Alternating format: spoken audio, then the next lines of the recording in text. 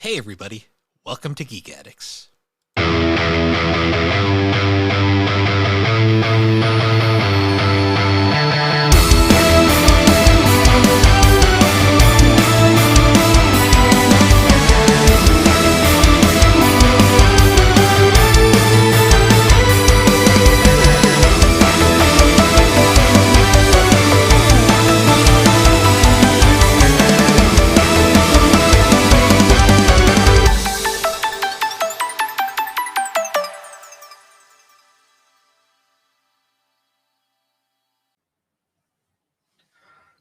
Hello and welcome to Geek Addicts, the pop culture podcast where we have all the same powers as Spider-Man, but just suck.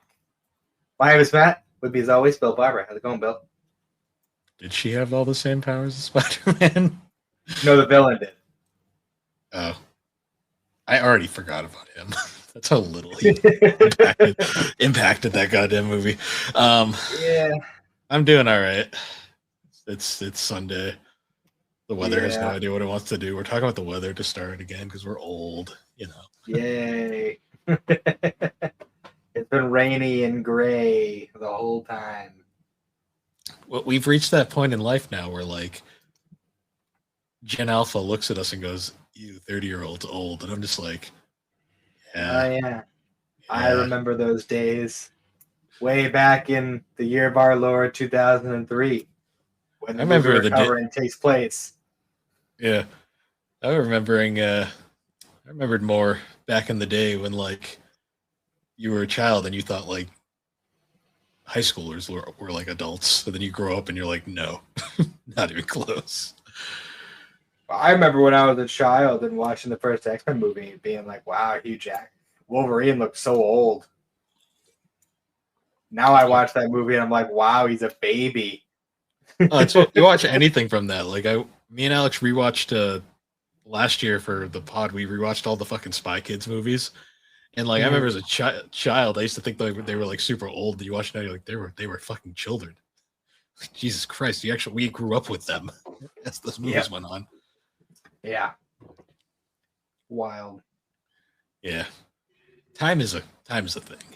But yeah, the weather's been shit this weekend. Yeah, which was really weird because it was really nice during the week.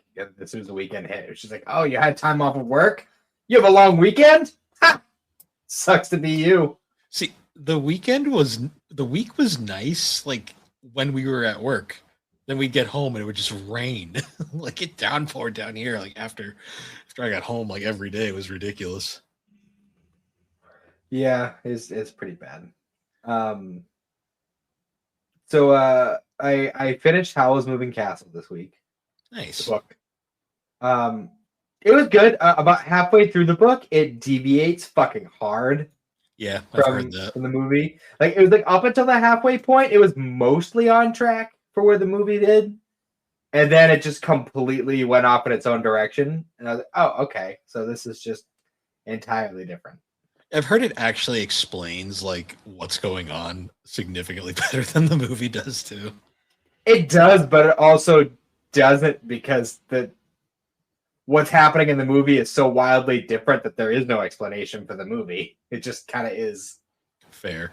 I know there was, like, certain little things in the movie that make no sense, and the book actually explains them better, but yeah. Well, from what I could tell, there was no, like, fluctuation in age throughout the book.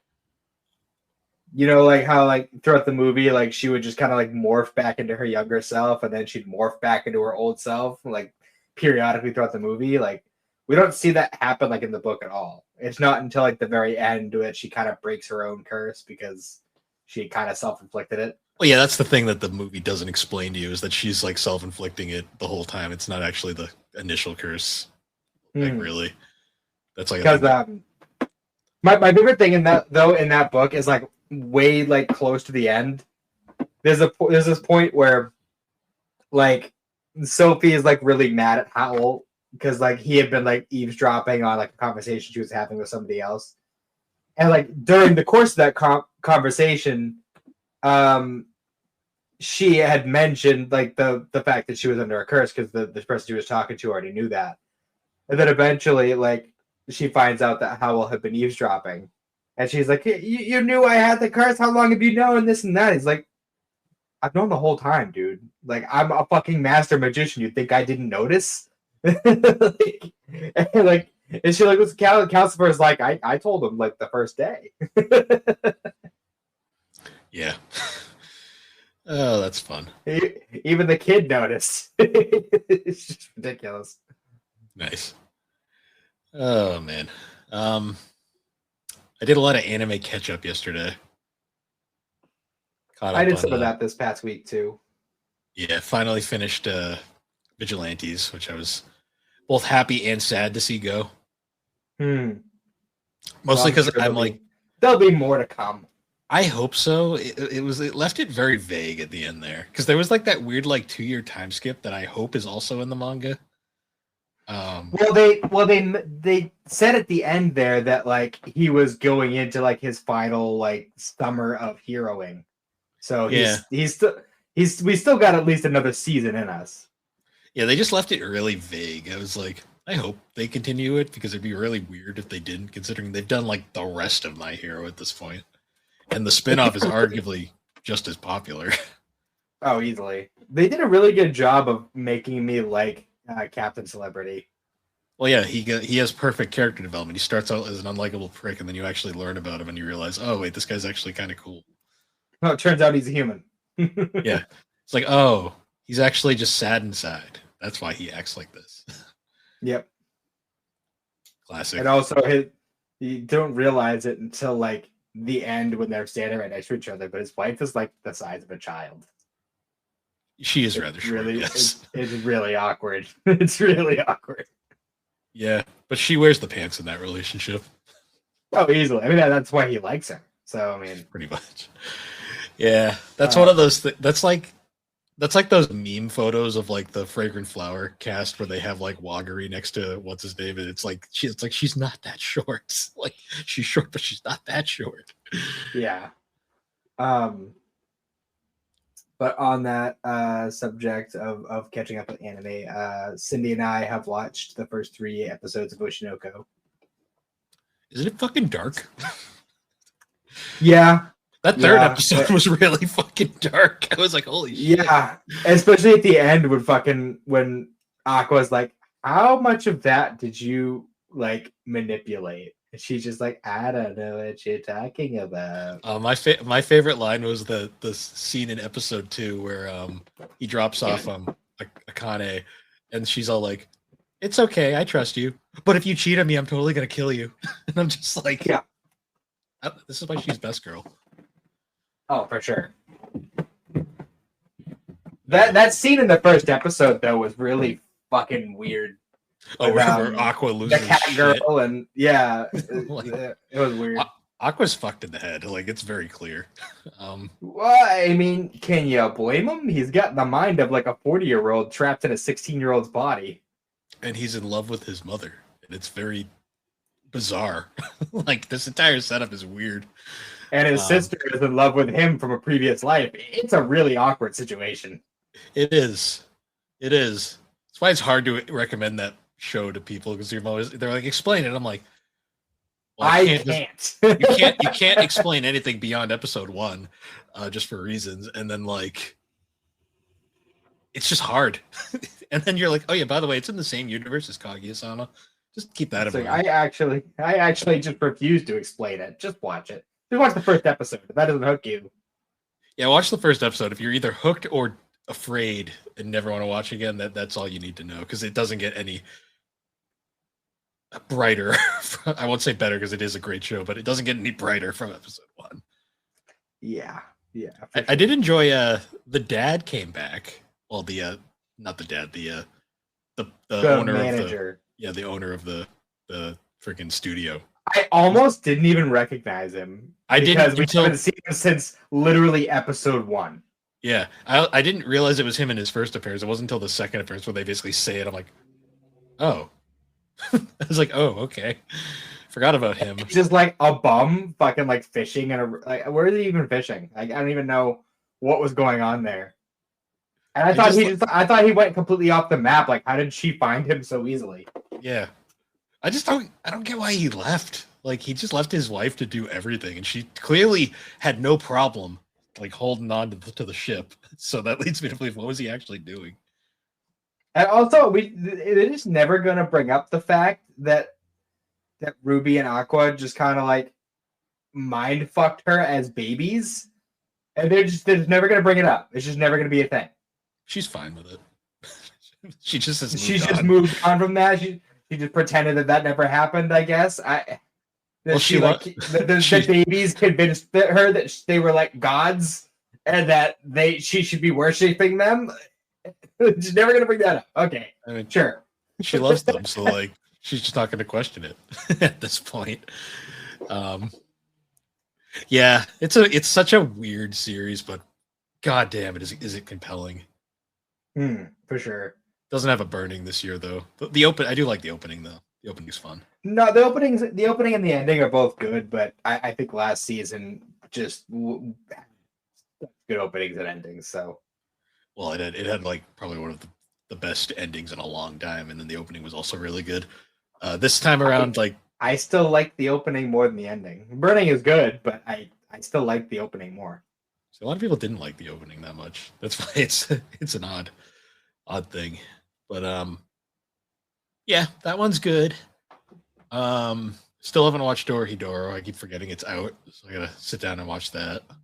I'm just gonna wait until it's all done because I have to rewatch season 1 because I had a hard enough time following that show the first time I watched it. From what I've heard about the manga, it's just kind of one of those series. Yeah, which is why I don't know, it just might not be my thing. I'll still watch it, but I'm watching it mostly just because I'm invested in it, and Alex is going to want to talk about it at some point in the future. I'm sure. If she ever watches it. But oh yeah, and then oh, go on. I was gonna say I also finished up Frieren. Nice. I finished Trigun Stargaze, which might be the end. I'm not 100% sure. And Hell's Paradise. Finished. Nice. Yeah, Frieren. The Frieren ending was sad, just because I was like, I really don't want this to end. Yeah. I don't want it to end because it's not really ended, but we don't know when we're gonna get more, and so it makes it worse because it might be the end. We don't know. No, season 3 is already confirmed. We'll see. Like it's already in production, apparently. I didn't know that's probably why this was only 10 episodes, because they're working with the little material they have left. Because apparently they've hit a brick wall because the series is on indefinite hiatus right now. So then why don't they just pull a Spy Family and make a movie? Just make something that just like tangentially fits in. It doesn't have to be from the manga material. You could just make up your own story of just like, oh, look at this little side adventure we did. The difference is Frieren, there is no known continuation. Spy Family, that's Endo's just slow. that's really the only problem with Spy Family. Well, either way, I mean, you could just slap a side story in there. It doesn't even matter. It doesn't even have to be about the core characters. It could be about the fucking Himmel crew. Yeah, it's probably they have to get the okay from the mangaka, and it probably just might not be that. I don't know. I'm just saying, like they could put out more material. It just I'm sure they would if they could. It's probably they can't. And it would be the same thing with Spy Family too, because if they did it that way and they were just like, oh, we're gonna do like an original story, then whatever time needs to go by for the manga to come back and actually put out more material for them to work with for the series, it'll be able to buy them time, So yeah, I don't know. I just think it's more of the fact that there really isn't any time to buy at the moment for Frieren, because it's kind of like it's just straight up a wall. Like they don't know what's going on there. Fair enough. So yeah, I think I know what you were about to say before. Well, I watched the first episode of that time I got reincarnated as a slime, because that was there, and that was really good. Still enjoying that. Probably my favorite isekai.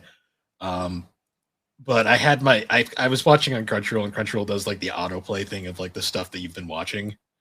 So I finished that, and then it immediately autoplayed to the first episode of the fucking vending machine show, and I just said, "Fuck it." I'm like, "Yeah, I'll see how this turns out." The fact that there's already a season 3 is insane to me. Like It's been like 6 months. yeah, they don't give a fuck anymore. They're just like, whatever, just shit it out. And we're just gonna throw a birthday party for a vending machine because fuck it. Yeah, it's like I watched it. I'm like, it's bad.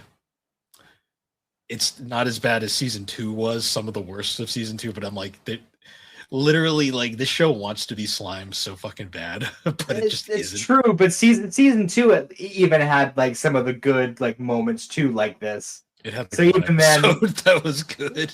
Well, yeah, but I'm just saying, like they would have their moments. So I wouldn't even give it the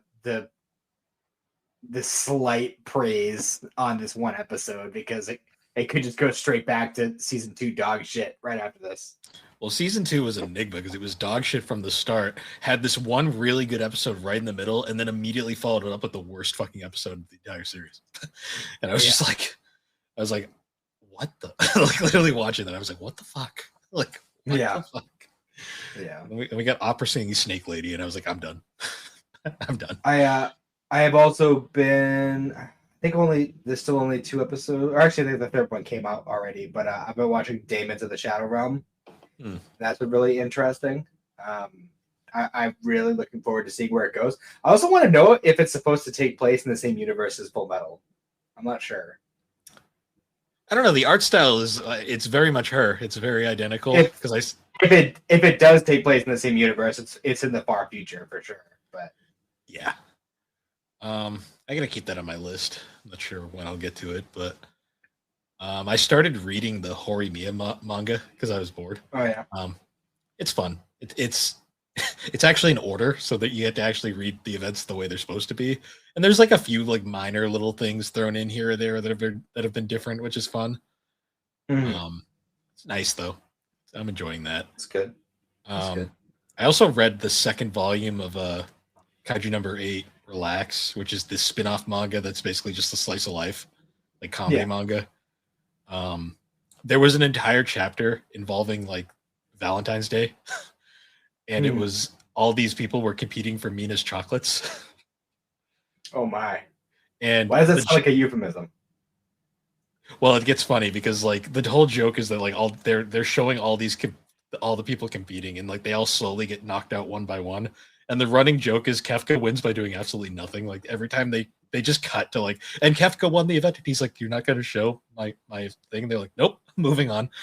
And then it finally gets to the end, and they don't even show it. They just explicitly like, and Kefka won, and everyone's like, because there's a point in the middle of like, Kefka was Mina's childhood friend. He immediately gets extra points, and he's like, "Huh?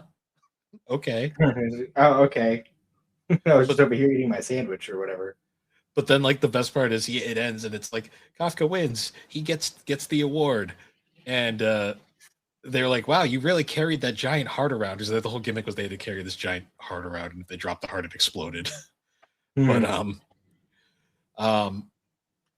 there's the whole joke is Kefka's like, "Wow, that was fun, but damn, this heart was heavy." And then it just cuts to Mina's giving him the death glare, and the announcer goes, "That heart weighs the same amount as the commander." And then Mina says, "No chocolate, do push-ups," and it just ends there. And I'm just like, this was fun. That's good. It was really it's the dumbest manga I've ever read. Like it's very much supposed to be that way. But you know what really bothers me? Like, sorry to interrupt, but that just reminded me of this. I feel like isekais have just completely replaced gag manga, and that's a crime. Yeah. You know, it's weird that the only gag manga I've been seeing recently are like spin-offs of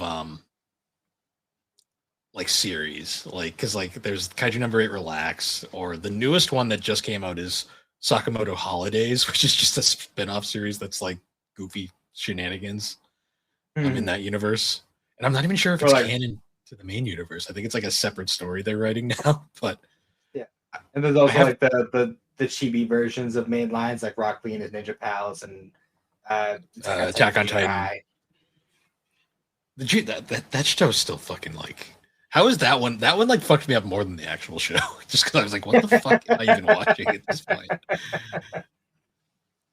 It's just fucking wild to me. Like the only like actual like, well, you can't even call it that anymore. I was gonna say One Punch Man, but it's not even that anymore. No, They're trying to be serious now. They just keep taking Saitama out of the situations so that it can be serious. Yeah, it's so weird. Like just isekais, they're running into the ground too, and that's the problem. Yeah, let's just bring back like traditional gag manga. See, we needed Toriyama. We needed him. Yeah, we needed to revive the gag manga.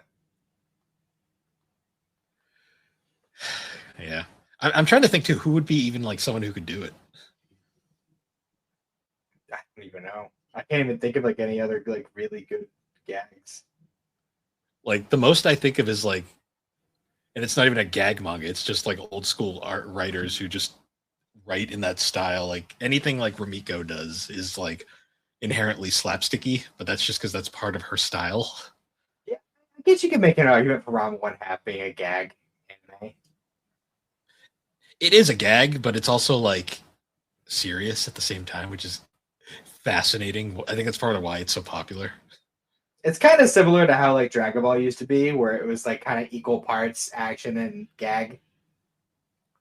Well, it's funny because Ranma's super gaggy like that, but it has this really compelling romance storyline going on with it.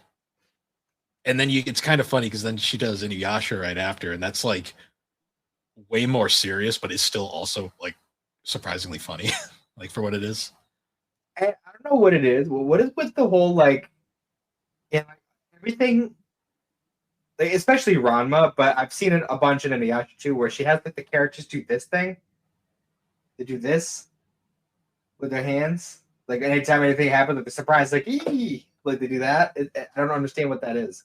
It might just be a quirk, if anything, or it's something that the anime studios do. I'd have to read more of her mangas to see if it's common in all of them. Because I've seen other animes do it sometimes, but she does it a lot. It also might just be played up because you got to remember, like in the Inuyasha anime, they played up a lot of stuff that wasn't in the manga. True. I mean, Ranma is, as we mentioned, it is much more slapsticky, like goofy. So it makes more sense for that to be more consistent. Also, the original. I don't know if it represented something, you know. Yeah. Also, the original Ranma manga anime was even more like ridiculous. It also did not finish the story at all. Speaking of finishing the story, so I watched the Crisis on Infinite Earths CW event. Okay. I did like it a lot, but it wasn't exactly what I was expecting it to be. It was a little too ambitious. Also, I was not, and also the Batman we got is also not what I was expecting. Oh yeah. Because they made him like this dark, evil son of a bitch. But he's also Kevin Conroy, so I couldn't hate him. Oh yeah, he's playing Thomas Wayne. That's accurate to his comic portrayal. So he was still Bruce though. He's based off Thomas though. They were going for Thomas Wayne. Fair. It's basically that Batman is very similar to like the one from Flashpoint, where it's an alternate universe where Batman died instead of his parents, like Bruce died instead of his parents, and then Thomas became Batman and his Martha became the Joker. It's a weird thing. I actually really like that concept. It's actually really cool. Yeah, I just wish like it didn't lead into the New 52. I would love Flashpoint so much more if that wasn't the end point of it. If it was just a standalone story. Yeah, what it was supposed to be originally. Before they decided we can reboot the universe with this and do it half-assed as fuck. I'm sorry, I'm not angry. When you like come up with the idea as an afterthought of this storyline, like, oh wait a minute, we could do this thing. Let's take 52 different superhero plot lines and just completely reboot them and put no thought into it. Like, and then cancel 12 issues with after like a year, like not even a year, like 12 of the 52 books. A lot of them were canceled right. really fast. That's about right. Oh, and also it's a complete reboot, but Green Lantern and Batman sell really well, so we're just gonna let them keep doing what they were doing, and we're just not gonna worry about it. Like Batman was minorly modified, but Green Lantern straight up doesn't change. Like just straight up, they didn't change anything, and it's like this makes no fucking sense. But whatever. The New 52 was a fucking disaster. That's all I can say. But yeah, so yeah, after I finished Howl, I had ordered and gotten the Static Shadows of Dakota, which would be like Static Season 2 of like the more modern stuff. It's the current run, I believe. Yeah. I guess, but it's hard to say current because there's been no announcements for a Season 3, and Shadows of Dakota came out in 2023. Let me check real quick because I swear it said like 2023 to present on there. It hasn't. They haven't officially said it's over, but they've made no announcements for a continuation.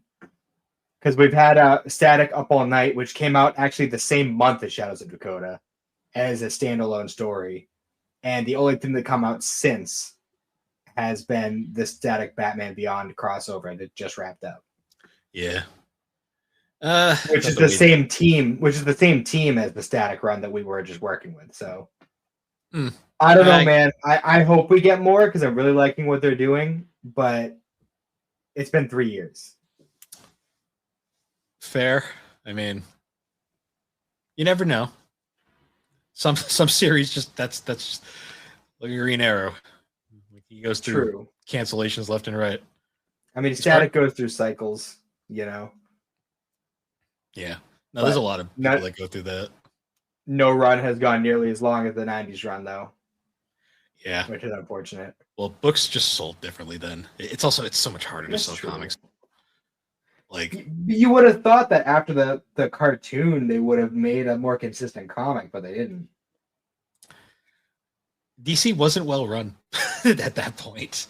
Like DC. Yeah, well, you know what? I actually, after I got the Shadows of Dakota comic, I was just out of curiosity. I was like, you know what? I'm gonna look up like some YouTube videos about like the history of Static and like what happened with him as a character and everything. And so I don't know if you know this, probably but not, supposedly from what I learned from watching these like little YouTube documentaries, at the time, which for the record, like the peak of Kids WB, like the ultimate peak, like all the best cartoons that ever came out on that platform were running at that time. Mm-hmm. The only show that was outperforming Static was Pokemon. Forgot Pokemon was on Kids WB. You know why it was canceled? Why? Because none of the toy companies would merchandise it because they didn't see the audience. They didn't see the plot. That is extremely common with DC shit. Like the same thing happened with Young Justice and I believe Green Lantern the animated series. Like they couldn't sell toys, so they said, got rid of it, despite the great reviews and ratings. Which Green Lantern was it for the animated series? Just out of curiosity. There's only technically been one Green Lantern animated series, and it was, I believe they're all there, but Hal was the primary. Okay. It wasn't. I know where you're going. Ironically, believe it or not, the most successful Green Lantern on a TV series was Jon Stewart. I'm just saying because that was like a big point that they were trying to make is that at the time it was the early 2000s.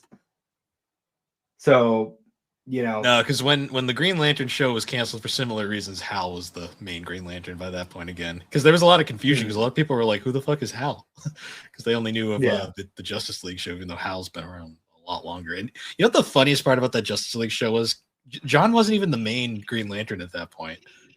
Kyle technically was, but Dwayne McDuffie really wanted. No, actually, no, it wasn't even Dwayne McDuffie. That's actually been disproven. I think they just threw John in there for honestly probably for diversity reasons, and it worked. It actually made him a better character too, because more people know him from that show than anything. Hmm. But it's one of those things that really bothered me because that's the only thing that held that series back because it could have gone a lot longer Well, and gotten a lot unfortunately, more traction. And yeah, unfortunately, it was. When did it get canceled? mid 2000s, 2004, 2005. I'm guessing. So to be fair, there it only would have really lasted another year at max because the DC animated universe was going to be hard ended by 2006 when Justice League Unlimited ended because DC was restructuring their animation at that point. That's true, but if it had gained enough of a foothold with the merchandise and everything else, then they could have done more things with Static. They could have done alternate interpretations most likely, but that show in particular was that would have been fine. I mean that's what DC's known for. They do multiple interpretations of the popular characters. And yeah. Static was outrageously popular at the time. He was. Ironically, a lot of people I knew though, which was really funny because I remember watching that show and a lot of people I knew who liked it, they didn't even realize it was connected to DC for the longest time. Really? Yeah, because they when that show first started, they kind of downplayed it. Like they kind of implied that it was an alternate universe until they just decided, screw that, it's not at one point. Well, yeah, because they did kind of lean into that a little bit because a couple of crossover characters we saw were still milestone characters. But yeah, because he would blatantly reference the Green Lantern, how it's oh, we got no representation for black superheroes and everything. So he would reference specifically John Stewart, Green Lantern. And I think the implication was that they were like a TV series within that universe, and then they just decided, no, this is dumb. We're just making it part of the universe. Technically, that is how it was in the original 90s Static comic. That Superman and all of them were comics in the Dakotaverse, and then when the crossover happened, it was this big cosmic shit that brought the two universes together. And he's like, "Oh my god, it's Superman! I thought you were just a comic book." I'm assuming it was probably either 0 Hour or one of the fucking 1,000 crises that altered the universe. Because there's a big misconception. Everyone always says DC reboots their universe every couple of years. They don't. They've only rebooted it twice. Once was Crisis on Infinite Earths in '86, and the other time was Flashpoint in 2011. All the other times are soft reboots. We've had 0 Hour Crisis in Time, which modified the universe. There was Infinite Crisis, which modified the universe. There was Final Crisis, which was kind of a modification of the universe. There was Dark Knight's Metal and Dark Knight's Death Metal. Yes, those were actual events in DC that were wonderful. That modified the universe a lot. There was there wasn't any other really huge crises aside from those ones, but there's been a lot over the years where DC will just kind of have a huge event that modifies. Oh yeah, there was Dark Crisis on Infinite Earths. That's the one I was thinking of. Infinite Earths is getting a compact later this year, by the way. I think the first half's already out. Is it? Or I'm thinking of the DC Finest. It might actually be the DC Finest I'm thinking of. Yeah, I know one of the crises, I believe, has already been released in compact, but I'm not sure which one. They're all convoluted messes anyways. Crisis is a milestone story, but you read that now and you're like, fuck. What the fuck's even happening here? Yeah. But no, it just makes me mad that Static doesn't get the respect he deserves. I mean, at least people remember him nowadays more than they did in the past, because Milestone has gotten some attention recently. Well, I mean, they also recently rebooted their universe, and they've been releasing the compendiums with all the 90s stuff leading into the 2000s. So yeah, which I will be buying at some point in the near future, since I don't think it's likely we'll be getting any more Static stuff, either old or new, anytime soon. So yeah, I'd also watch those compendiums just because they tend to go out of print really fast. So gonna have to get them while they're still putting them out. So yeah, no, you got time now. The 5th one comes out in July, I think. Yeah, you got to get them like within like at least a couple of years, because once you get like into that like 4 year period, they're usually hard to find, No, unfortunately. I'm gonna be getting those as soon as possible because, well, even going beyond Static, I also want to read a lot. Like, I want to read Icon and Hardware and all that. Oh yeah, Like, just because I want to know more about like the Dakota verse itself. You know. yeah. Now, nothing's worse than when you try to get into those like series later on and you start collecting. Like one thing I've noticed is like occasionally like just like one volume will be hard to find. Like I'm trying to collect like the George Perez Wonder Woman run. I've got the first two big collections. The third one is like so out of print. It's like $90 online. I'm like, great. So, but then 4 is like not. But I don't want to just get 4. It's one of those things that sucks. Unfortunately, I really should have grabbed those when I had the chance, and I didn't. So, yeah, I get that. I've run into a few situations like that before. So, it's very common with manga. I've discovered, especially if you collect any series by 7 Seas. You don't buy it right away. Good luck later. Yeah, there's a couple of Toriyama one shots that are hard to get at a good price nowadays. But yeah. Other than that, I have not really done much else. I beat Call of Duty Big Red 1 and nice. started playing Hit and Run. So nice. I gotta get back into Hit and Run. I started to play through a while ago. Forgot about it. I never actually like played through it before. I always just like the few times I played as a kid, I just fucked around. But I remembered it being so much fun, and it's basically just Simpsons Grand Theft Auto. Yep. So super fun speedrunning community. I watch speedruns of that game all the time. It is fascinating. Interesting. That being said, though, what's not interesting, we should probably get into our topic. Do we have to? I'd rather talk about Static some more. The problem is that's mostly you talking, me going like, because I don't know enough about Static. We'll have to fix that. Yeah, someday. Actually, I have the DC app. I think a lot of the, I did look into it. At the very least, I think all of the Static runs are on there. They are. Some of them are behind paywalls. Like there's different tiers, so I'm not sure which ones I have. But yeah, we should get into this though, because I watched this damn movie again this morning, and I still. You're a better man than me, sir, because I could not bring myself to watch it a second time. I watched reviews on YouTube instead. Well, I watched it once during the week, and I'm pretty sure I dozed off in the middle of it, which was the main reason I pushed it back a week, because the first time I tried watching it last week, I fell asleep within like 10 minutes, which is funny because the first couple of minutes are really the most interesting part of the movie. Weirdly enough. I suppose. Which is not saying much, but even though it definitely sets a precedent for the movie, because even the beginning part, like the setup for the movie, makes like no sense. Yeah, none of the fucking Sony like spin-off movies do. I've watched like a few of these. Like I've watched the Venom movies, like, and only the second one is okay. It's not good. It's okay. I tried to watch Morbius. I got like 10 minutes. I was like, fuck it, no. No. It only takes so much Jared Leto in my life, and that was too much. Oh my! I didn't even bother with Kraven the Hunter. I just don't care.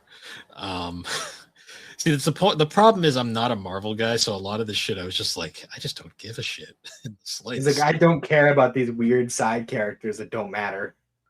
Yeah, and this movie was. I wouldn't know it was a Spider-Man movie until that weird like dream sequence thing where you see 3 Spider Girls or Spider Women from like that are real comic characters, and they only appear in that one scene in the movie. Yeah, and I was like, oh right, yes, but this is a Marvel film technically. The movie really makes you want to believe that we're gonna see some more Spider people in this movie, and we don't. Well, no, you see them; they just don't have their powers yet because this is a prequel movie, don't you know? Yeah, a prequel to a mainline series that'll never happen. No, because this movie bombed really bad. Because it was bad. Yeah, it made No money. They made almost exactly their budget back. They And made no money. even then, that doesn't account all the other shit that probably went into it. So they did not make money on this movie at all. No. And you know what my first sign was watching this movie is because I knew none of this cast other than Sydney Sweeney because of memes. Yeah. I saw the main actress who played the titular character, Dakota Johnson, and I was like, she looks really fucking familiar, but I have no idea where from. And then I looked on her Wikipedia page. I was like, oh, she was in the 50 Shades of Grey movies. That explains a lot. Oh my. I was like, oh, like great. We're really nothing against her. I don't think she really did a bad job, but what she had to work with, holy fuck. Like, Well, I mean, based on the way they wrote her character, I mean, I'd say she hit the nail on the head. But the problem is they wrote her to be like this, like, I don't really give a fuck about people, but for some reason I care about these three girls. yeah. And they're all based off real characters from the comics. I just don't know enough about fucking Marvel, really. Like these characters, like the brief period I read Spider-Man, none of these characters ever appeared, or if they did, I didn't notice. The only character that I liked in this movie, ironically, was Ben Parker. Well, that's because he was just. I mean, Ben Parker is always just like a paragon of good. So When she said his name, though, I was like, Ben Parker. I was like, it took me a few minutes to hit, and I was like, oh, wait a minute, it's Uncle Ben. Cool. And then they fucking Madam Web goes to goddamn the baby shower for Peter. Yeah, that took me a minute to realize. I was like, oh. I was like, we actually see Peter's mom in like briefly like a thing. No dad. See his dad? Nope. No, didn't think so. We don't see Aunt May either, but she is implied to exist. No, because Ben just met her. He mentions it. Yeah. That was whatever. Like he was a fine enough character. I thought his actor did a good job. Like he was like the least. He was like kind of the one character I was like, I hope he doesn't die. And I'm like, oh, and I know he dies, but not here. Well, yeah, he's definitely gonna die. It's part of Spider-Man's backstory. I know he dies, but not here. So I was like, oh, good. At least I know the one character I like in this movie won't die. That's fine. Also, it's actually a good thing, kind of, that I chose not to watch this movie a second time. I just watched reviews because I learned some things about like the comic versions of a lot of these characters. Good, because I know nothing. Because apparently, the main villain of this movie, the Dark Spider-Man, Ezekiel, whatever the fuck his name is, not a villain. He's not a villain. They just made him a villain for this movie for some reason.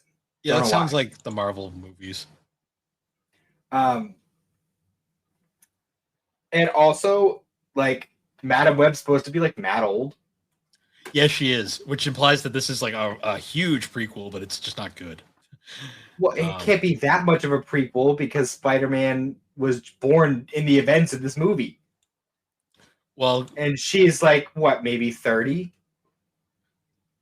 How old is Dakota Johnson? Just out of curiosity. She's 36. So she's like 5 years older, 4 years older than you, 5 years older than me. So not that old. Yeah, that's what I'm saying. Like, even if we're going to go ahead and say like Spider-Man at 30, she'd still only be. And this is hold on. But here's the thing: is they always like the actors are always playing younger than they actually are. So how old is the actual character? Oh, God knows. I get why they did it for the movie because let's face it, no one wants to watch some old lady. They want to watch the hot lady. Like it's just that's how they sell these things. Unfortunately, that's how it is. That's why Aunt May was weirdly attractive in like the recent Spider-Man movies. Because let's face it, we don't need another. If we're not going to do the Raimi verse again, I don't want to see that again. So yeah. Oh God! I don't want to watch that old lady get traumatized again, like she did in that one in Spider-Man 1. Because my God, that was hard to watch. Shit. Yeah. The continuity here immediately it's an alternate universe, and that's just kind of I'm just like whatever. Yeah, because it does not take place in any of the pre-existing Spider-Man movie universes. Well, it's The only one technically that part of could the. technically exist in would be the MCU. Because if you take the years into account, there's no way that it's Toby or Andrew. Yeah, but it's also it's been hard confirmed that they're not the same universe because the end of Spider-Man Far From Home, we have that little post-credit scene with uh, the Tom Hardy Venom. Eddie Brock is chilling there because of the Yeah, universe fuckery. It was basically their way of getting Venom into this universe without having the actual that Venom, basically. yeah, Which I doubt they're going to ever do anything with at this rate because the way the way the future of this universe looks, I don't see it happening. But we'll see. Marvel doesn't seem to know what the fuck they're doing right now. No, no. Um, so even going back to like the beginning of this movie, like, so there was like no reason for her mom to die, right? We needed that moment at the end for character development. I guess I don't. Well, I guess in the terms of writing, sure, why not? But like, So we needed a reason for her to be like an emo bitch the entire movie, and then like suddenly but have like in character though, like there was no reason for her to fight so hard because like almost immediately after she's shot trying to keep that spider away from that dude, she's instantly surrounded by like a million more. She could have just had a different spider. I took my favorite line in this goddamn movie. I have to bring this up because it's literally the dumbest fucking line ever, especially the way that the actress that plays her mom delivers it. One second, I gotta find it because I was on Letterboxd. I left my review. My review is pretty much not good. Meh. But I was looking at all the reviews and someone posted one of the quotes from this movie and it is amazing to me. When the doctor tells her that her baby has a neuromuscular disorder, her response is just, "But I don't have a neuromuscular disorder." It's like, yeah, that's not how it works, lady. Like genetics are weird like that. Like, Yeah. just her delivery was God. like really. We also had the wonderful line of, "When you take responsibility, great power will come." Phrasing. That Nailed it. that was wonderful. One that I love is when spider one people. that I love. Yeah. Spider One that I love is when fucking when she's in the hospital being thanked by the child that she saved, and she's like super weird about it. She's like, "What do I do with this?" And Ben's just like, "Fucking stick it in your pocket and throw it away somewhere where the kid can't see you." Like, it's like that's the another only thing. It's like she does not seem to give a fuck about any of these people that she's helping. Well, no, she clearly doesn't because she doesn't care about people in general. It appears. So why become an EMT? Of all jobs, like I don't fucking know. The only person that she seems to care about in this movie is Ben and the paramedic driver that gets killed. They seem to be the only two people she cared about this damn movie. And the fucking bird. Oh yeah, the bird that hits the window. She's like, "Oh no, a bird!" And that stray cat, technically, I guess. Oh yeah, that's true. That she never bothered to name. She's I'm pretty sure cat. Does that cat even live towards the end of the movie? I don't. Who knows? Well, she disappeared for like a fucking month, pretty much. So who knows? Also, the editing in this movie is fucking horrendous.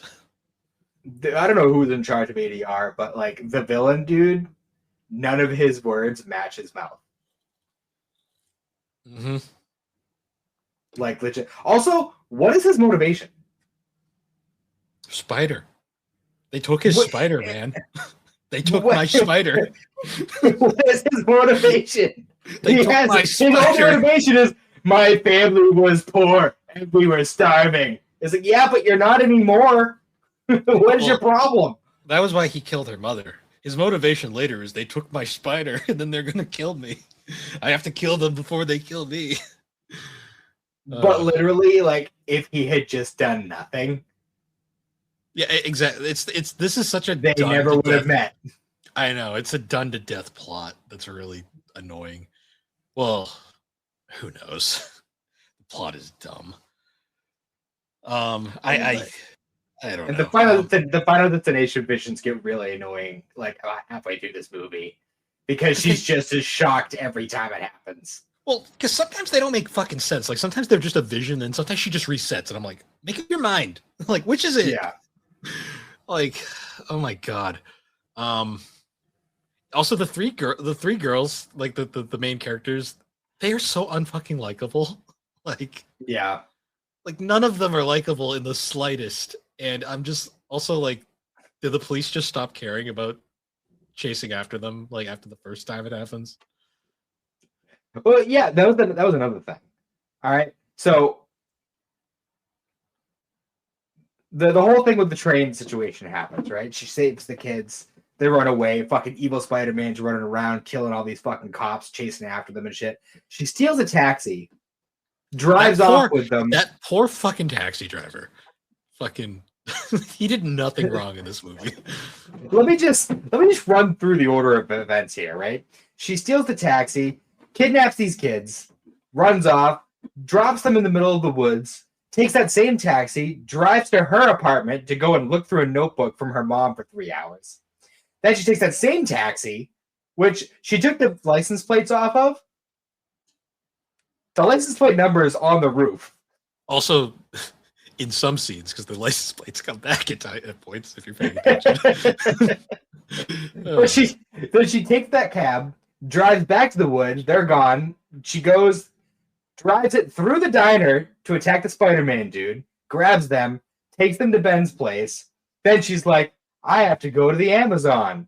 And then she drives to the airport, boards a plane, flies to the Amazon for 3 weeks, comes back, takes the same cab that she stole, which is apparently it's been sitting there the whole time. And the movie continues. But here's the thing. This movie takes place in New York City 2 years after 9/11. And the police are looking for her for a suspect of killing numerous cops and kidnapping 3 teenagers. Yeah, the year that they chose, I'm like, they did not think this fucking through at all. No, they did not. And she steals the cab, but she's driving around in it for like a full month. No one pulled her over.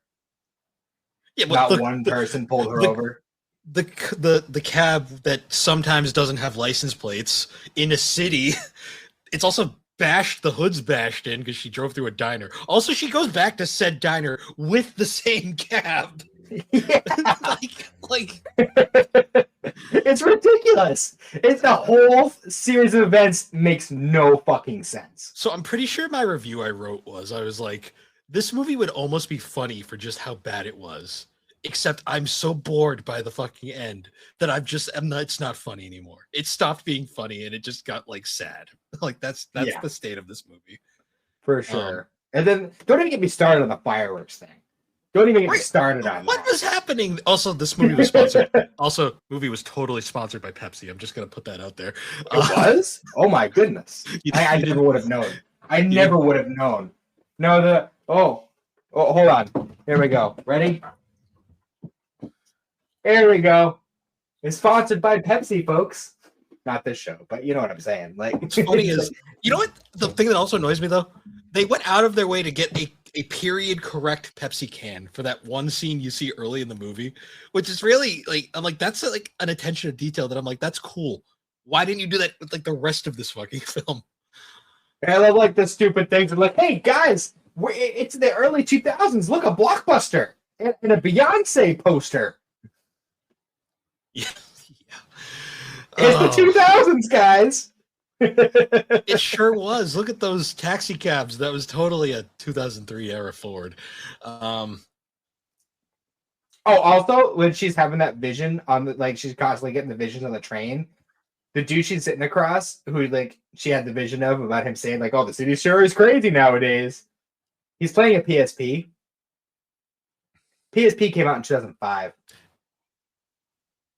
Just gotta throw that out there. I mean, also fashion-wise, no one was dressed like this in 2003. I'm just throwing that out there. Yeah. Because you got to remember, like, women's fashion in 2003, like, the high-waist jeans weren't a thing at that point. Like, they were all wearing those low-riding jeans, like, around then. Yeah. Also, the girls were, like, clearly, like, I'm pretty sure Sydney Sweeney's character just wore whatever. Because I'm like, women did not look like that in 2003. Let's be real here. Um, I mean, saying woman is a stretch and she's supposed to be like a 16-year-old girl. sure she was. Sure. Yeah. Sure she was. Anyways. Oh my This is god. supposed to be the era of apple bottom jeans and boots with the fur. Come on, man. What the fuck is this? No, it was like anorexic skinny jeans. That was like the era. Like everyone was like skinny as fuck. No, that was like a few years later. Yeah, the 2000s. Unless you were emo, then it was anytime. Well, I needed your Jinko jeans, and you were like, you were going all out. Oh yeah. I missed that. But no, That was the whole shit. fireworks thing. The whole fireworks thing was just fucking ridiculous. Because like Why are there we're gonna lure him. Why were They're there gonna lure him into fireworks? this fireworks factory or whatever, and we're Why gonna were the- blow it up. I was confused. I thought it was a Pepsi factory. That sign was deceptive. Why was there a Pepsi sign on the fireworks factory? I'm still confused by this. That's advertising. I don't know.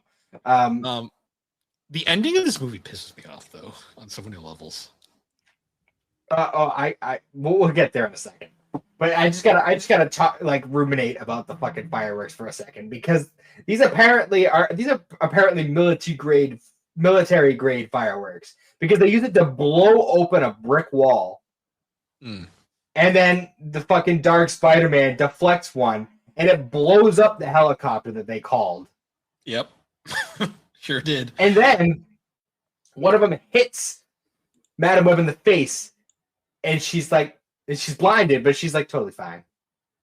She's blinded, and I'm assuming when she fell in the water, it broke her neck, because that's why she's paralyzed now, I guess. Sure. They had to make her like her comic counterpart, and I was just like, but it's okay. But it's okay because she taught the girls CPR. That just annoyed the shit out of me. It's like I get her comic counterpart was paralyzed and blind, but I'm like, she was fine the entire movie. Like that, it was like, how do we get her like her comic counterpart? Do this, hit her with a fire. I was like, and then also like, all right, so there was one thing. So like, yeah, he has like the Spider-Man power set, the villain guy, but he also can like inject poison into people by touching them. Sure can. So like, I'm not a biologist. I don't understand all this shit, like, at a deep level. But I'm pretty sure, like, a poison that causes cardiac arrest, just doing CPR doesn't get rid of the poison. It's still there, right? That's not important. Well, I think she's immune. Kinda like they. It's very unexplained. Who wasn't that immune because she had a heart attack? This movie doesn't explain shit, unfortunately. They just straight up like... I'm just saying. But yeah, going to like the end when she's doing the whole like, oh yay, I can see everything now. I'm connected with the web of the universe because I'm Madam Web. And it highly suggests that she is like fully aware of like the full Spider-Man story. Like she's seen that far into the future, and she's just not gonna say a damn word. There's just... No, my best friend can die. That's fine. It's totally fine. Oh yeah, the lady whose baby shower I just went to, who just had that baby, I know she's gonna die. It's fine. Yeah. Don't worry about it. I just won't say a damn word.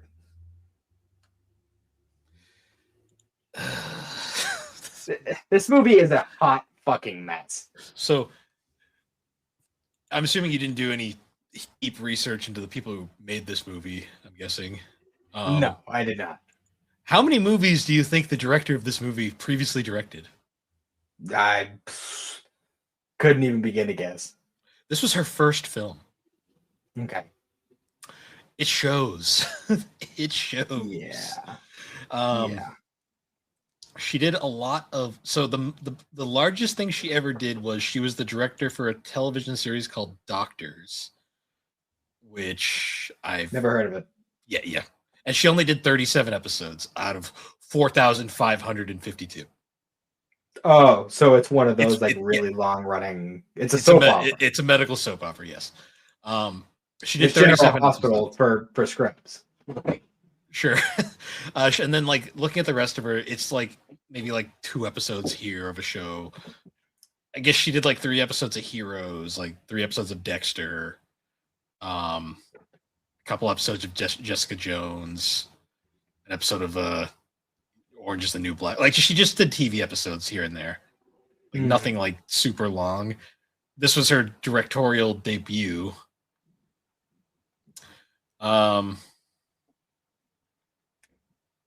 Yeah, it shows. Yeah. My God.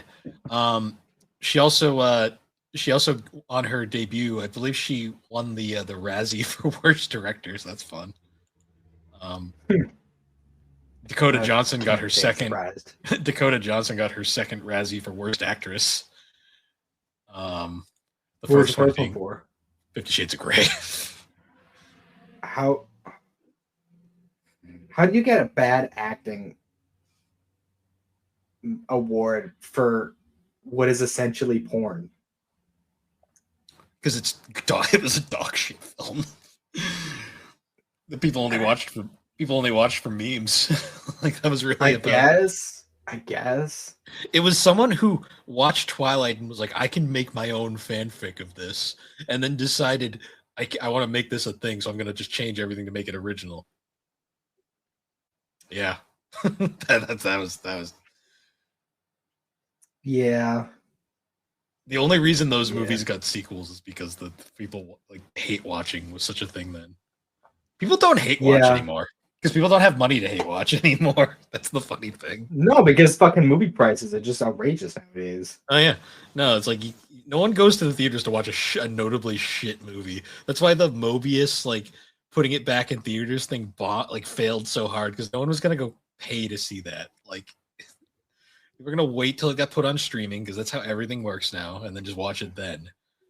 But the thing is, TV has gone so far that TV now is basically like better than movies were then, which is hilarious because no one watches TV. In special effects and storytelling and acting. So it's like, why am I gonna go to the movies when I can just watch a TV show?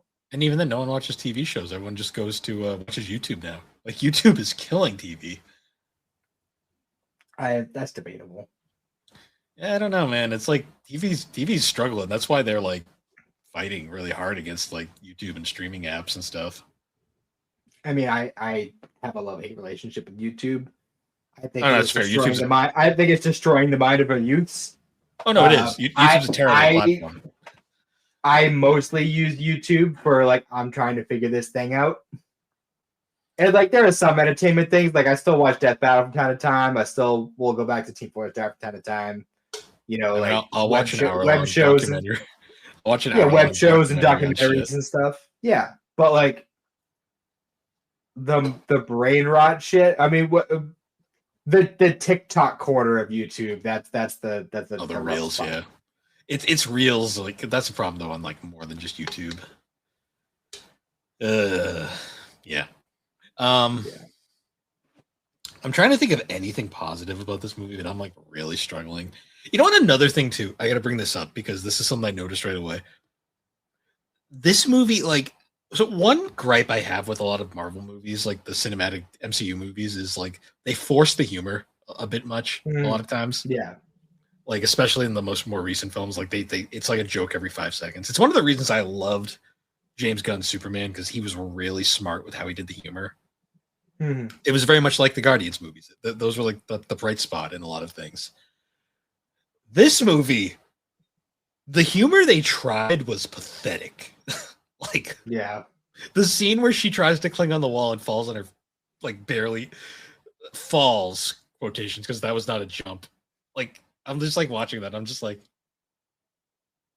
that was supposed to be funny, I guess. Yeah. There was one moment I laughed at, and it wasn't even just like the joke; it was just how she delivered it. When they're on the train trying to escape from Ezekiel, the guy's just like, "Am I on the right train?" And she's just like, "I don't fucking know, man," and just keeps walking. Yeah, I don't know, dude. Like that kind of laugh at me because I'm just like, that's realistic. Because like, why would you ask like a stranger? Like, first off, they don't know what train you're supposed to be on. Like what's going on there? Like, I gotta, not really a laugh, but like I got kind of like a heh out of that, like a sad chuckle, and like that was the highlight of this movie, I guess. I have to ask, would you rather watch this or Flash? again. Honestly, I'd rather watch The Flash again. At least The Flash, yeah. you can be like Michael Keaton's here, and at least he does something. Like at least with The Flash, like a lot of the humor moments were actually pretty funny. Yeah, it's really funny to me that like the first round of so we did our two bad when we did our first round of bad superhero movies. I think our general consensus was like these actually weren't that bad, like Green Lantern and X-Men Origins for the most part. Like they're bad, but like not like the worst. They're still enjoyable. I still don't think it's hard with Green Lantern because it has all the pieces it needs to be good. Green Lantern, I feel like if they put together, it was slap shot put together. My thoughts with Green Lantern were always like if they had just like stuck to their guns and like just improved with like a sequel or something, they probably would have made a better movie. Like the first movie wasn't the worst thing ever. They could have built off of that. But no, they can't. But DC was so quick to just say, nope, all right, we're done. Forget it. No, they're like, scrap that, Superman instead. And then like 5 years, like 10 years later, scrap it all and do it again because we still don't know what we're doing. We need the guy from Marvel who's really funny that can do it. Yeah. But then you get to like the second round where we watch Flash, which is that movie's more infuriating than bad because that movie could have been fucking good. Like that's the thing that annoys me about that movie. Yeah, there's definitely a lot they could have done with that would have made it a lot better, like casting somebody else. Yeah. Yeah. That being said, that scene with the lasso of truth still gets me. I still find that to be fucking hilarious. Almost because it's Ezra Miller, it makes it even funnier. Yeah, and I mean, aside from Ezra Miller, like there was other moments though, like in that movie that I thought were really good. For sure. Like the Flash is a weird one because like there was potential there. This movie though, they thought this was going to be the start of something big. they were planning the future here, and I don't know what Sony's going to do because Sony has to release movies to keep their hold on Spider-Man. But I don't know what they're going to do in the future because like it's been very much clear that they don't know what the fuck they're doing with these movies. Yeah. The best bet they could do, and this is a stretch, but like it has been toyed with, is they bring back, like there's been theories about them doing like say a Spider-Man 4, like a fourth Tobey movie, or a Amazing Spider-Man 3, like doing another Andrew Garfield movie. I'd be into that, but they'd have to do it justice. I know that's the thing. And they'd have to follow up off of No Way, like Far From Home, because Far From Home like really made those characters like. Well, I've always No Way Home. Yeah, I hate the naming conventions for those, but me too. No Way Home made. I mean, Tobey was always great. Like I've always loved Tobey as Spider-Man. It made me love Andrew Garfield though as Spider-Man too, because I always thought Andrew Garfield was a great Spider-Man, but a bad Peter Parker, and I always thought Tobey was like a great Peter Parker and an okay Spider-Man. The movie like that and a terrible friend. And a terrible friend. Well, besides that stuff, I still say he is the villain of the first movie. I know, but that's still one of the best superhero movies ever made, which is still fascinating to me in a lot of ways. For sure. But it's funny you mentioned the naming scheme of the modern Spider-Man movies, because in the review that I watched, there was a few clips of like interviews and stuff with Dakota Johnson about Madam Web, and they were asking her all these questions about Marvel and superheroes and all this other stuff. It's clear she knows nothing about nothing. And it was funny because there was a few clips from before that where she was like, "Oh yeah, I love all the Marvel movies, love all this." And then like that in the interview, they're like, "Can you name all of the Tom Holland Spider-Man movies?" And she's like, "Yeah, it's Spider-Man. Here he comes. It's Spider-Man. Look, he's back, and Spider-Man and the Goblet of Fire." You know, I'll give her that one because those names are fucking atrocious. And you know what? Those first two answers, That's an honest to God pretty good guess. I'm not gonna lie. Spider-Man, here he comes. You know what's really funny though? Like ironic, kind of ironic. Like I think at the time Dakota Johnson was dating Chris Martin, the singer of Coldplay, who's like a massive fucking comic nerd, apparently, because he used to be married to Gwyneth. He used to be married to Gwyneth Paltrow, and I'm pretty sure he gave her his comics to like get in for to play Pepper Potts. Like I'm pretty sure that's a thing, which is really ironic in hindsight. I guess she didn't ask because my God, I don't think she knew what the fuck was going on. I don't even know if she's a good actress or not. That's the thing, because I've only ever seen her in this movie in like clips of 50 Shades of Grey I've watched as just like a joke because I'm like, what the fuck is this? I don't even know. What else is she in? Let me check the old IMDb's Wikipedia.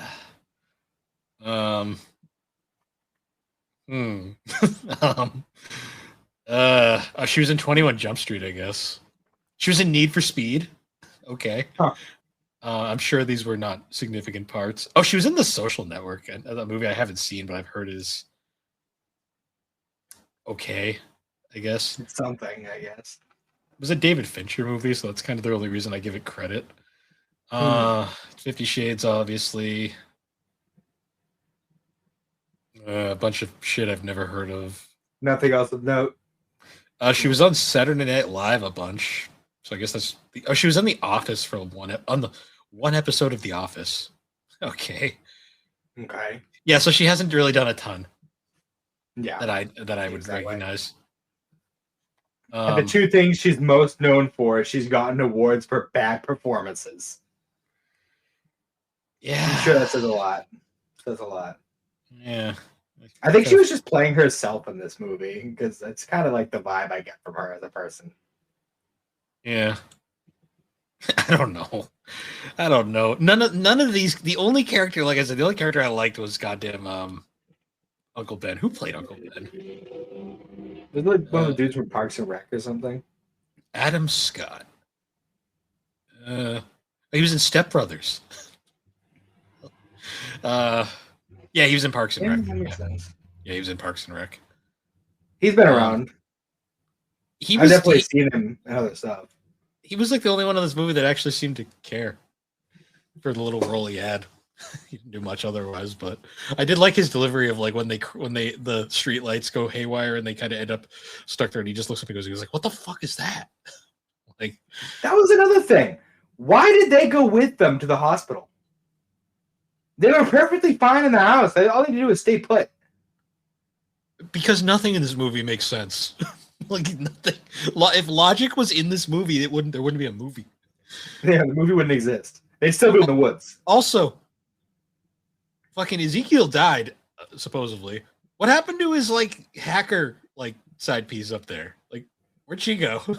In the spider that he apparently still had. Yeah. I guess it's not important. Also, like, you think the government would have... I'm just gonna throw this out there. If there's just a whole fucking breed of these fucking spiders that just turn you into a spider person, what's the point of the radioactive spider? Just kind of like makes that entirely pointless. I don't know if these are the same in the comics, I guess. Like, if this has had the same origin. Did the documentary you watched explain her actual origin? Because I have no idea. I don't think she's a major enough character to really need one. Fair. Because I don't know. Like I said, because she from what I understand, she's like an E-list character. Like she's so like kind of like not even like, oh, there she is. See ya. Yeah. Old lady in a wheelchair. Old blind lady in a wheelchair. Yeah. Well, actually, no, I think the blonde one is actually the second Madam Web because there's multiple Madam Webs. No, I'm just saying. Because I think the Sydney Sweeney's character becomes the second Madam Web, actually. I guess. That's the little bit of research I did here. Because, like I said, most of my Spider-Man knowledge is, like, exclusively to, like, some of the late 90s stuff and then, like, the Straczynski run during the 2000s. That's really most of my Spider-Man knowledge. Well, that's the one thing I'll say is at least like from what I understand, like the younger girls actually like were like pumped to be in a Spider-Man thing and were like super excited about it. So I just wish they had better scripts because my God, I didn't like any of them. well, Like, they were the same character. They were just like, hey, my parents aren't around. And the other one was like, hey, my parents aren't around. my parents are like, my divorced. parents were deported. My parents are So they're not divorced. around. One of them's in a psych ward, and the other one hates me. Like, oh great, thanks. Yeah. Um, See, my parents are rich, but they work in another country. He's like, well, my parents were deported. Okay. Also, that annoying contrivance where it was like, wait, I know you. You're in my apartment, and I forget what Sydney Sweeney's reason for knowing her was. Her little half brother or whatever was one of the kids who was saved. Right. In the beginning of the movie. He was the one who gave her the drug, and she was like, I don't know what the fuck to do with this. Oh yeah, that. And then my favorite personally was she's like, oh no, I know you. You flipped me off. You flipped me off earlier today. Yeah, shit. That was the most relatable line in this entire movie was when they're driving the ambulance and she's like, flips off an ambulance. What the fuck's wrong with this world? And I'm just like, yeah, that's accurate. I love the scene too where she's like, all right, I guess you guys, nothing's keeping you here. You can go anytime you want. And so he's like about to get out. She's like, wait, nope. I'm wanted for kidnapping. You're staying. Because I'm going to keep you kidnapped. My God. And how did nobody see him fucking hopping around killing all these cops? There's no security cameras? It was 2003, so I guess not. I don't know. Not a single person saw? Like, it's ridiculous. The people in this movie, like the collective like brain power in this movie was non-existent. Like people were so fucking stupid in this movie. Oh, we could have at least had a fucking like JJJ cameo or something. That would have been cool. No, not even that. All right. No, that would have required them to actually pay for an actor that means something. So I'm sure most of the budget in this movie went to like Sydney Sweeney. I guess. I just don't understand why Ezekiel did anything in this movie. They took his Spider-Man. Why did he even want the spider? What was it for? It gave him his powers, I guess. What is it for? To kill people? How did that help him? I don't know. It makes no fucking sense. None of this movie makes sense. This was bad. Like there was nothing redeemable. This whole movie, just like, if I had to come up with a tagline for this movie, it would be, "But why though?" I know why. But why though? Like, I gave this movie a 1.5 stars, and that was probably generous. Yeah, that's more than I would have given it. I guess I gave it that because I don't agree with a half star rating. To me, like the movie would have to be like literally like not a movie. Like it would have to be like that bad. This movie at least is a movie. Like there's a movie here. It's bad in every sense of the way. I think I gave it a half star for like that one heh I got. I guess I don't know. I got one chuckle out of that whole 2 hours. Not a chuckle. Heh. Yeah. This was bad. This was very bad. Yeah, so I don't know what we're gonna pick for the non-Marvel DC bad superhero movie. We're gonna have to look into that, I guess. I have a few ideas. We'll talk about it later. Okay. Yeah, I guess now we'll move on to our segment because at least our segment is better than that. Yeah. So there's our music. There's our I'm like heated because that movie pissed me off in so many ways. Halo anime time. So for this episode of Halo Legends, we have Odd One Out, the Toei animation segment, and it is so Toei it's not even funny. Oh yeah, for sure. So This one, I have to ask, just what was your overall thoughts? It was entertaining. It was exactly as goofy as I was expecting. It was very like when I saw Toei did this one, I immediately was like, "Yep, okay." Like, up there's our Goku stand-in, okay, and our Toriyama villain over here. Yes, Hmm. We got our derpy looking T-Rex that is apparently just a dog. yeah, yeah. So the plot of Odd One Out involves a Spartan known as Spartan 1337 or Leet, because haha funny. Um, Hmm. a member of Master Chief's unit who this one's non-canon, so don't worry about it too much. Um, a member of Master Chief's unit who has a giant ego and horrendous bad luck. Yeah. But is still a fairly competent fighter, as they say. But he has a bad tendency to fall out of pelicans, apparently. Yeah, and I love the fact that Master Chief is just so like whatever, he's fine. Yeah. Still a Spartan. He'll be fine. Yeah, I love fucking the lead Spartan. He's funny. Like he's so like doing his he's like doing his monologue and he's like, oh, you're just not gonna listen to me, huh? Okay. Yeah. That's pretty great. Um, I also love so he lands, right? And then like he sees the kids and they're all like cave kids. And I thought this was gonna be like that kind of planet. And then their older siblings show up and they're just wearing regular ass clothes. yeah, we find out later they're just playing caveman. Yeah. They're just playing fetch with the fucking dinosaur and shit. Like And I love how they like refer to 1337 as like they're like, oh, the weird robot man that fell from the sky. He's like, I'm not a robot, kids. I am instead a Spartan. And he like goes through his whole monologue. he does kind of look like the robot from Fooly Cooley, so I mean I get that. A little. And I like how literally he's just fucking there. Like most of the stuff that happens in this, he doesn't really contribute to. He's more just kind of wandering around as things happen. Yeah. Also, what's going on with this planet? Because like these like teenage kids are like just as strong as he is. And he's wearing like a suit that amplifies his strength. I think the joke was that it's supposed to be like a parody of like if he landed on like Goku's planet, like the Dragon Ball universe. I guess. I think that was supposed to be kind of like the joke going on here. Because like they clearly like you find out at the end that Master Chief clearly like they're like, oh, this is a planet. It has a AI on it. We didn't know about this. And then they just kind of like it's kind of like implied they just did this is just a planet that just kind of existed and they never really acknowledged. But like I was expecting to like it was confusing too with the whole AI thing because like the kids all refer to it as their mother. And the mother was like it was like controlling the fucking giant like crashed ship that has been there for like ever apparently. Yeah. And like but it also apparently cooked them dinner.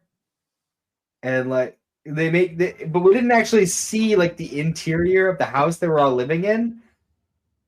So yeah, because the most we is get it a person? Is it in like a robot body? Like what is going on? Like I don't understand. It's hard to explain because the most Cortana says is she's like it's an AI, but it's a very old AI that probably wouldn't do well if it was removed from the planet. Which leads me to believe it's just oddly different, I guess. I don't know. It's just a strange situation. None of this is supposed to be taken seriously, so it's not really that important, I guess. Yeah. I did find it interesting though, like so there's like basically they're like just like chilling and like they're like, oh yeah, this guy's just here, I guess. And then this warrior called Pluton just shows up and they're like, what do we do?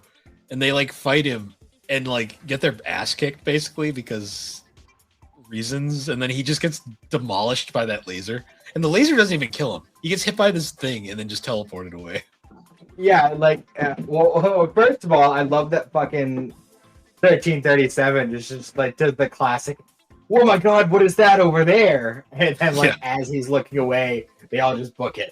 Like, yeah. No, 1337 is really funny. Like the way they wrote him very well for this. and then the fucking the giant like crashed ship from like however many years before.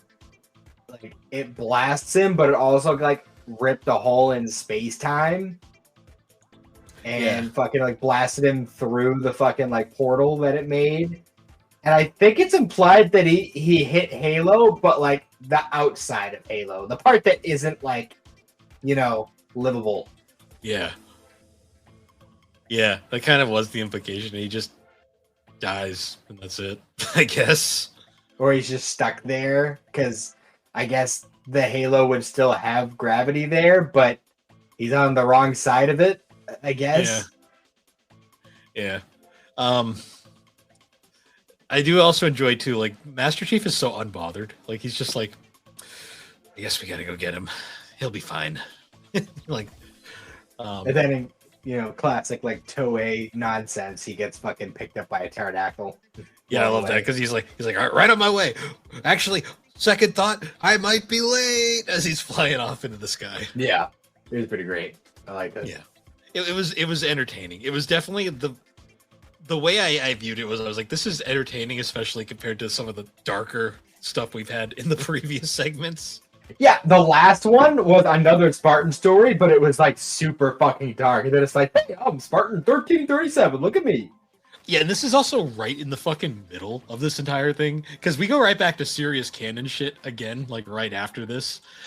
So this one is really just an oddity straight in the middle of this entire thing. I mean, you gotta have like that tension break somewhere in there. So it was also like they had to get Toei to do one of these, and of course Toei was gonna just be goofy as fuck with it. For sure. Because next week we have Prototype, which was done by Studio Bones, so we're gonna have something different going forward. There's only Bones. 3 more segments. I mean, my favorite segment is the babysitter, which is the second to last one, and I'll explain why when we get to it, because there's some unintentionally funny stuff in that one. Mm-hmm. But I like Odd One Out. It is refreshing, because the first few in this are like, damn, this is dark. Halo's kind of dark. For sure. This is the 5th segment, correct? This is, yes, the 5th. So we have the 2 origins, then the duel and Homecoming. Yeah, okay. We have 3 left. We have Prototype, the babysitter, and the package. Okay. Phrasing. Yeah. Yeah, well, it'll be interesting when we get to those. But yeah, Halo anime. Interesting project. That's all I can say. Yeah, for sure. But yeah, that was music. That was this episode of GNC. I think that was the most negative we've been about a thing since we started this. What show? Geek Addicts. I don't know what show I'm doing. It's fucking the CDI experience. Hold on, I think I got a water bottle down here somewhere. No, she got mad that we did. She got mad we did that on 3DO. Don't poke it. It'll get mad. I'll poke the bear. Geek Addicts. Yes. I have too many podcasts. I'm tired. Once again, guys, thank you for joining us on Geek Addicts. So you can find Geek Addicts on all the major podcasting platforms, particularly Apple, Spotify, all that fun stuff. And be sure to check us out on Superpod Network, superpodnetwork.com. Awesome site. Find a whole bunch of different videos, blogs, podcasts, doing a whole bunch of fun stuff over there. I think Tommy has another podcast he's starting. Yeah, I saw that. He really is the Brett Favre of podcasters at this point. How many times has he retired? He just keeps coming back. Just can't help himself. No, we love you, Tommy, but Jesus, man.